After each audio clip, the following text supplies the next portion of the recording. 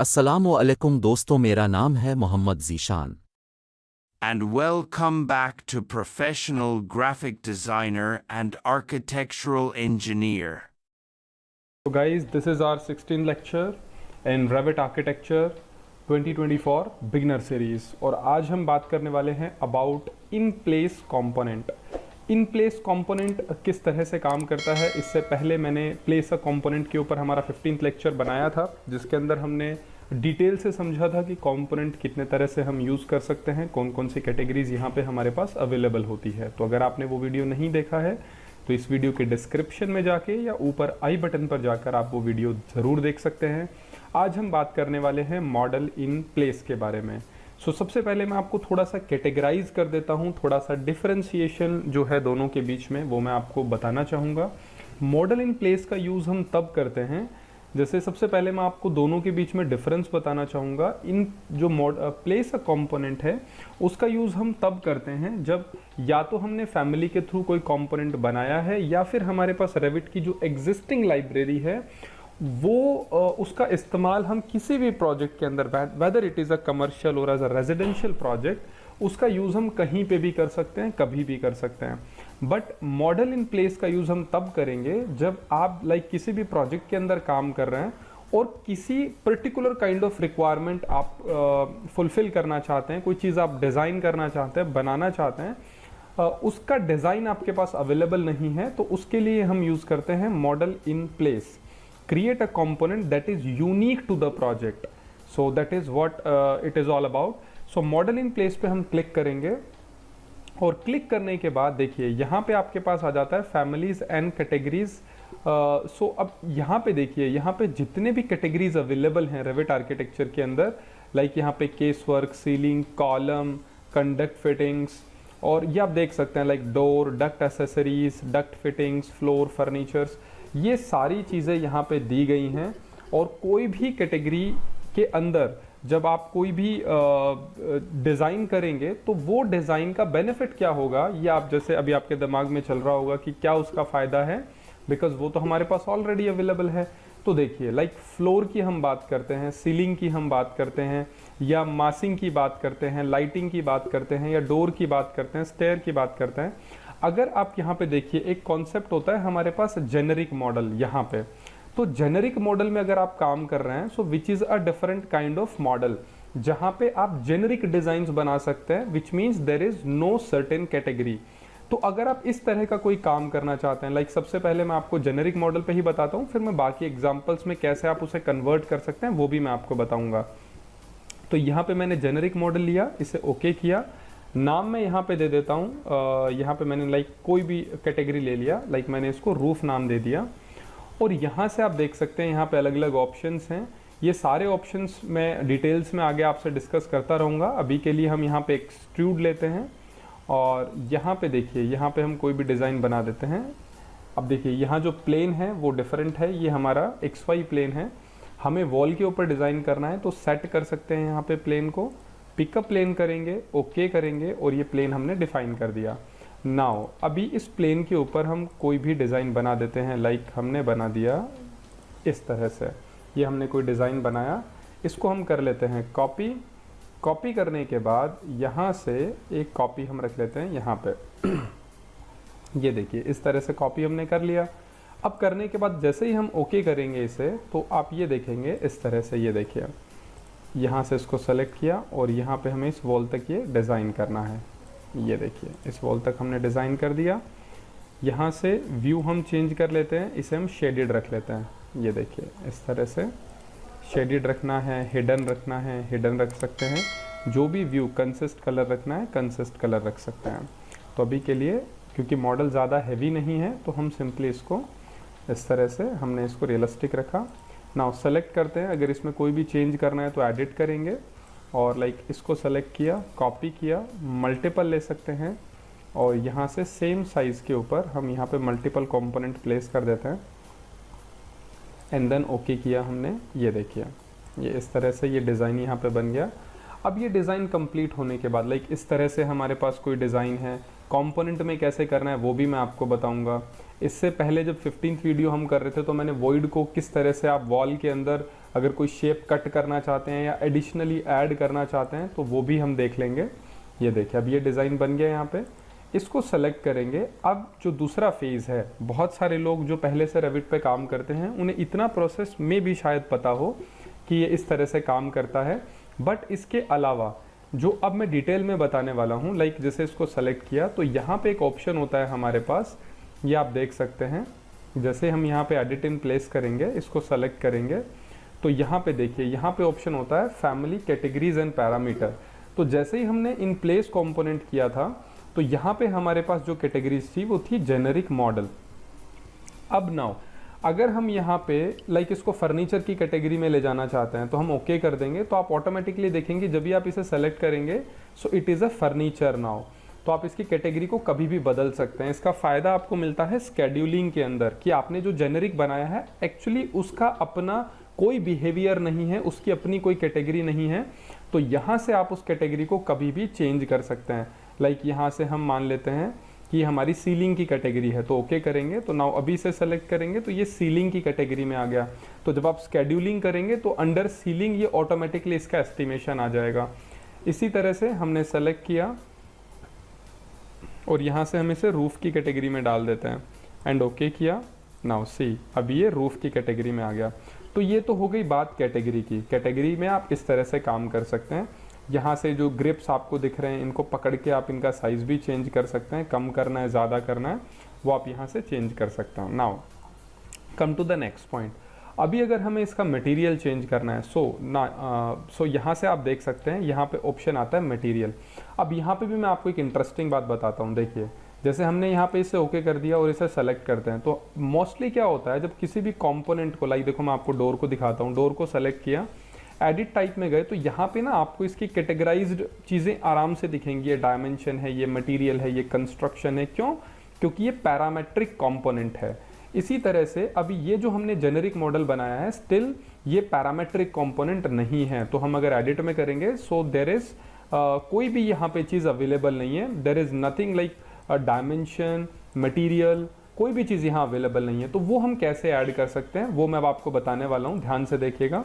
इसको हमने सेलेक्ट किया, एडिट इन प्लेस पे गए और एडिट इन प्लेस पे जाने के बाद अगेन सेलेक्ट किया और यहाँ पे देखिए दो ऑप्शन है। पहले मैं आपको मटेरियल बताता हूँ, फिर इसी तरह से हम डायमेंशन भी देख सकते हैं। देखिए मटेरियल है तो मटेरियल में अगर आप यहाँ से मटेरियल चेंज करेंगे, लाइक यहाँ पे ब्राउज बटन है कैटेगरी का, यहाँ से अगर हमने मटेरियल ऐड किया तो मटेरियल तो बदल जाएगा, लेकिन जब आप रेविट प्रोजेक्ट के अंदर इसको सेलेक्ट करके प्रॉपर्टी में जाएंगे तो अगेन आपको वहाँ पे ये जो मटेरियल है वो अपीयर नहीं होगा।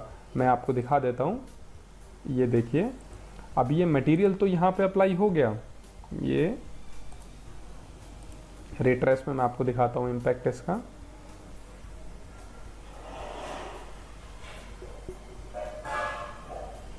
तो जैसा कि आप अभी देख सकते हैं यहाँ पे मटेरियल भी प्रॉपर तरीके से अपीयर नहीं हो रहा है। ऐसा बहुत बार होता है और आपके साथ भी हो सकता है। तो उसके लिए फिर हम क्या करेंगे, देखिए अभी मटेरियल जैसे अप्लाई किया हमने, लेकिन एडिट टाइप में चेक करें तो स्टिल यहाँ पे कोई भी मटेरियल शो नहीं कर रहा है। तो इसके लिए आपको सिंपली क्या करना है, इसको हमें सेलेक्ट करना है और जैसे हमने मटेरियल को चेंज किया है, देखो यहाँ पे शो भी नहीं कर रहा है, तो इसके साथ में हमें यहाँ पे एसोसिएट फैमिली पैरामीटर पे जाना है। तो हमें इसके पैरामीटर क्रिएट करने हैं मटेरियल के। तो यहाँ से हमने न्यू पैरामीटर किए और नाम हमने दे दिया, जैसे आप टाइप ऑफ पैरामीटर देख सकते हैं, डायमेंशन है यहाँ पे। अब जैसे आगे जैसे जैसे हम कोर्स में बढ़ेंगे तो पैरामीटर टाइप में फैमिली पैरामीटर क्या होते हैं, शेयर्ड पैरामीटर क्या होते हैं, टाइप और इंस्टेंस में क्या डिफरेंस है, discipline, type of parameter, group parameter, इन सब के बारे में डिटेल में हम आगे जाएंगे। अभी के लिए सिंपली हम यहाँ पे इसको नाम दे देते हैं मटेरियल और यहाँ से हम कर देते हैं इसे ओके। तो देखो मटेरियल करके ऑप्शन आ गया। नाउ इसे ओके कर देते हैं, अभी सेलेक्ट करते हैं और यहाँ से एडिट टाइप में चेक करते हैं। तो गाइज आप देख सकते हैं मटेरियल एंड फिनिशेस करके ऑटोमेटिकली यहाँ पे इसके पैरामीटर आ चुके हैं। और यहाँ पे आप जैसे इसमें एडिट करना चाहें, ये देखिए, तो यहाँ पे आप जो मटेरियल लाइक ये वाला सेलिंग लेना है, अकॉस्टिक सेलिंग हमें लेना है, अकॉस्टिक सेलिंग हमने लिया। नाउ आप देख सकते हैं मटेरियल भी इसमें अप्लाई हो गया है। टेक्सचर हम चेंज कर सकते हैं, मटेरियल के अंदर डिटेल में सेटिंग में जाके हम टेक्सचर भी इसका चेंज कर सकते हैं। वो जब मटेरियल हम डिस्कस करेंगे आगे आने वाली वीडियो में तब मैं आपको डिटेल में बताऊंगा। तो अभी देखो ये तो हमने कर दिया मटेरियल को ऐड। इसी तरह से अगर डायमेंशन को ऐड करना है, जैसे मुझसे काफ़ी लोगों ने पूछा कि सर आप जो कंपोनेंट बना रहे हैं उनको पैरामेट्रिक कंपोनेंट कैसे बनाते हैं। सो गाइस जैसे आपने देखा मटेरियल को हमने किया, इसी तरह से अब मैं आपको डायमेंशन के बारे में बताने वाला हूँ। तो देखिए जैसे इसको सेलेक्ट किया हमने, एडिट एक्सट्रूजन किया, ये आप देख सकते हैं। तो यहाँ पे अब हम इसके साइज़ को भी कंट्रोल कर सकते हैं। तो इसके लिए मुझे एनोटेशन में जाना पड़ेगा और यहाँ से मैं इसकी डायमेंशन ले लेता हूँ। ये हो गई विड्थ और ये इसकी हो गई हाइट। दोनों डिफाइन करने के बाद मैंने यहाँ पे सेलेक्ट किया इसकी विड्थ को सेलेक्ट करने के बाद यहाँ पे आप देख सकते हैं एक ऑप्शन है क्रिएट पैरामीटर, इस पे मुझे क्लिक करना है। अगेन मैं बता देता हूँ, ये मेरी है कॉलम की विड्थ, तो मैंने यहाँ पे विड्थ रखा और यहाँ से देखो group of parameter under dimension आ गया है। ओके मैंने किया। अगेन इसको मैंने सेलेक्ट किया, सेलेक्ट करने के बाद अगेन मैंने क्रिएट किया। ये है मेरी लेंथ और सॉरी ये शायद हाइट है, हाँ जी ये हाइट है और ये भी अंडर डायमेंशन है और मैंने इसे भी ओके कर दिया। तो जैसा कि आप देख सकते हैं मैंने इसकी विड्थ और हाइट को यहाँ पे पैरामीटर के अंडर डाल दिया है। अभी मैं जैसे ही इसे ओके करता हूँ, ये मैंने इसे ओके किया। ओके करने के बाद इसे मैंने सेलेक्ट किया और सेलेक्ट करने के बाद जैसे ही यहाँ पे आप देख सकते हैं सेलेक्ट मैंने इसे किया और यहाँ से मैं एडिट टाइप में जाता हूँ, तो आप देख सकते हैं यहाँ पे क्लियरली शो हो रहा है डायमेंशन भी। तो यहाँ पे विड्थ भी आ रहा है और यहाँ पे हाइट भी आ रहा है। तो फ्यूचर में कभी भी आपको इसे चेंज करना हो, लाइक मुझे इसे 7 इंचेस करना है और अप्लाई करना है, तो आप देख सकते हैं अभी क्योंकि हमने सिर्फ एक को पैरामेट्रिक में चेंज किया है तो उसके डायमेंशंस यहाँ पे क्लियरली अपीयर होगी, इस तरह से क्लियरली अपीयर होगी। अगर हमें चेंज करना है, अगेन एडिट किया मैंने और यहाँ से मुझे वापस से इसे करना है 5 इंचेस एंड देन मैंने इसे किया अप्लाई, तो आप देख सकते हैं इस तरह से। सो गाइस इस तरह से काम करना बहुत ही ईजी है और ये आप ध्यान रखेंगे जब इस तरह के जैसे मल्टीपल कंपोनेंट हम यूज़ कर रहे हैं तो पैरामीटर हम सिर्फ एक कंपोनेंट बनाएंगे, मल्टीपल कंपोनेंट नहीं। कैसे? मेरे कहने का मतलब ये है कि मैंने ये अलग अलग कंपोनेंट को कॉपी किया है तो मैं इसे यहाँ यूज़ नहीं करूँगा क्योंकि मुझे सबके पैरामीटर बराबर चाहिए, तो मैं डिलीट कर दूंगा बाकी कंपोनेंट को और यहाँ आने के बाद मैं इसे कॉपी करूँगा लाइक इस तरह से। तो यहाँ पे हम आए और आने के बाद मैंने यहाँ से इसे किया कॉपी। यहाँ से आप शिफ्ट बटन प्रेस कर सकते हैं 2, 3, 4 एंड 5, लाइक मैंने इस तरह से इसे कॉपी किया, ओके किया। सो अब देखिए क्या होगा, जैसे ही इसे मैंने सेलेक्ट किया, एडिट किया, तो कोई भी साइज़ जो आप बदलना चाहते हैं, लाइक मैंने 7 इंचेस किया, तो आप अप्लाई करेंगे तो आप देखेंगे सबके ऊपर बराबर जो है इफेक्ट आएगा। अगर मैं इसे कर दूं लाइक 3 इंचेस एंड देन मैंने किया अप्लाई, तो आप देखेंगे बराबर इम्पैक्ट बाकी सभी कंपोनेंट पे जाएगा। सो गाइज इस तरह से आप देखिए, अब मैंने क्योंकि यहाँ पे इसे सेलेक्ट किया और सेलेक्ट करने के बाद अभी हमने यहाँ पे ऑप्शन किए हैं मॉडल इन प्लेस और जेनेरिक मॉडल में बना के कैसे कैटेगरी को स्वीप करना है वो आपने यहाँ पे सीखा। दूसरा बेनिफिट क्या है, लाइक आप जेनेरिक कोई भी चीज़ बनाएंगे और वहाँ पे लाइक आप लाइट लगाने की कोशिश करेंगे, मैं वो भी आपको दिखा देता हूँ। लेक्चर थोड़ा लंबा होगा तो यहाँ पे आप चीज़ों को मैनेज कर लीजिएगा बिकॉज थोड़ा सा टाइम लगेगा, लेकिन कुछ नया सीखना है तो हमें टाइम इन्वेस्ट करना पड़ेगा। तो यहाँ से मैं ले लेता हूँ सीलिंग। ये देखिए मैं दोनों एग्जाम्पल आपको बताता हूँ। पहले यहाँ पे जेनेरिक लेते हैं, जेनेरिक मॉडल, ओके, और यहाँ पे मैंने नाम दे दिया इसे सीलिंग। अब ये है जेनेरिक लेकिन नाम मैंने इसे सीलिंग दिया है। और मान लीजिए मैं कोई भी सीलिंग का डिज़ाइन बनाता हूँ, जेनेरिक सीलिंग के अंदर जेनेरिक बहुत हद तक यूज़ होता है। तो अब देखिए यहाँ पे ये हो गया कंपोनेंट। अब अगर मैं यहाँ से फिनिश करता हूँ, ये मैंने फिनिश किया, यहाँ से सेलेक्ट करके या फिर डायरेक्ट भी अगर मैं कंपोनेंट में जाता हूँ, लाइक मैंने कंपोनेंट पे क्लिक किया, लोड किया और मैं सीलिंग लाइट यहाँ से इसके ऊपर अप्लाई करने की कोशिश करता हूँ। तो यहाँ से मैं लाइट ढूंढने की कोशिश करूँगा, लाइट आर्किटेक्चरल और यहाँ से इंटरनल, और यहाँ पे आप देखेंगे यहाँ पे अलग अलग लाइट हैं, तो इसमें मुझे सीलिंग लाइट को ढूंढना पड़ेगा। कहाँ पे सीलिंग लाइट है, देखिए यहाँ पे सीलिंग लाइट है राउंड फॉर्म में, मैंने ओके किया। और ओके करने के बाद देखिए अब मैं यहाँ पे इसे अप्लाई करना चाहता हूँ। जैसा कि आप देख सकते हैं ये यहाँ पे अप्लाई नहीं हो रहा है बिकॉज ये जेनेरिक मॉडल है। नाउ अब मैंने इसे सेलेक्ट किया, एडिट किया, अगेन सेलेक्ट किया, एडिट पैरामीटर में गए और यहाँ पे मैंने इसे दे दिया अंडर सीलिंग। तो जैसे ही मैंने सीलिंग किया एंड देन यहाँ से मैंने ओके किया, तो अभी ये क्या दिखा रहा है, यहाँ पे सीलिंग दिखा रहा है, मतलब इसकी कैटेगरी जो है वो चेंज हो चुकी है।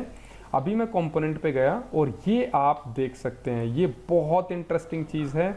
बहुत कम लोग इसके बारे में जानते हैं कि इस तरह से काम किया जा सकता है, इस तरह से लाइट्स लगाई जा सकती हैं, इस तरह से इफ़ेक्ट जनरेट किए जा सकते हैं। तो ये आप भी अब कर सकते हैं। ये मॉडल इन प्लेस के थ्रू कोई भी आप डिज़ाइन बनाइए, बनाने के बाद उसकी एडिट इन प्लेस में जाइए, उसको सेलेक्ट करिए, यहाँ से पैरामीटर में जाइए और यहाँ से आप कोई भी कैटेगरी में उसे शिफ्ट कर सकते हैं। उसके बाद जैसे बाय डिफ़ॉल्ट उसका बिहेवियर होता है रेविट आर्किटेक्चर में, वो बिल्कुल वैसा ही बिहेव करेगा। और सबसे अच्छी बात, जब आप इसका एस्टिमेशन करेंगे, आप इसका स्केड्यूलिंग करेंगे अंडर द व्यू, यहाँ पे व्यू है, यहाँ पे स्केड्यूलिंग है, या फिर डायरेक्ट भी आप यहाँ पे राइट क्लिक कर सकते हैं स्केड्यूल पे, न्यू स्केड्यूल करेंगे। यहाँ पे मैं सीलिंग को फाइंड आउट करता हूँ, वेयर इज द सीलिंग, ये देखिए सीलिंग, एंड मैंने ओके किया। यहाँ से मैं एरिया ले लेता हूँ, कोस्ट मैंने डिफाइन नहीं की है तो अभी मैं छोड़ देता हूँ, तो एरिया, और यहाँ से description, family and type, and then मैंने ओके किया। तो यहाँ से ऐड करना पड़ेगा एंड देन ओके करना पड़ेगा। सो गाइस, जैसे आप देख सकते हैं ये एरिया तक भी यहाँ पे डिफाइन हो रहा है 404, जबकि जेनेरिक मॉडल को जब आप यूज़ करते हैं तो वहाँ पे देखिए हमने जैसे कैटेगरी को बदला तो सीलिंग कैटेगरी भी आ गई और यहाँ पे इसका एरिया भी आ गया। सो गाइज, इस तरह से आप अपने रेविट आर्किटेक्चर के वर्क को बहुत इंटरेस्टिंग बना सकते हैं। Hypothetical design, advance modern architecture और इस तरह की चीज़ें आप बहुत आसानी से कर सकते हैं। सो गाइज, अगर आप हमारे चैनल पर पहली बार आए हैं तो रेविट के अंदर हमने काफ़ी इंटरेस्टिंग वीडियोस बनाए हैं, काफ़ी अच्छे अच्छे लेक्चर्स यहाँ पे हैं। घर कैसे डिज़ाइन करना है उसके ऊपर हमने वीडियोस बनाए हैं, और भी बहुत सारे लेक्चर्स अलग अलग सॉफ्टवेयर्स पे हैं, आप वो ज़रूर देखिए।